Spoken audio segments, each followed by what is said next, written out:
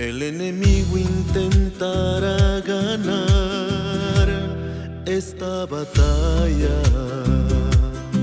Por un momento puede hasta cantar su victoria. Él puede hasta hacerte sentir que te venció y preguntarte y decirte: ¿dónde está tu Dios? Él te quiere ver caído y sintiéndote un perdedor, pero no temas ni desmayes, que la batalla aún no terminó. Victoria de Dios, victoria de Dios, victoria de Dios, victoria de Dios. Dios te hizo un vencedor, te llamó para vencer.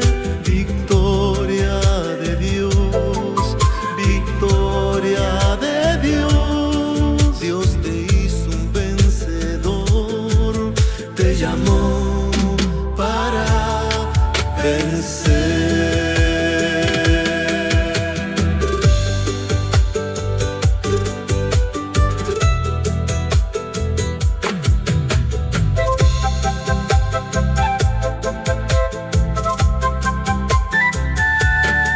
Si ya te han dicho que ya todo se acabó,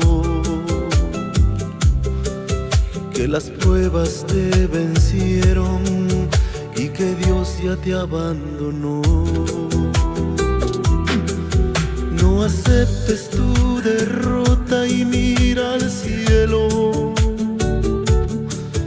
Lo que Dios te ha prometido, en su tiempo Él lo cumplirá.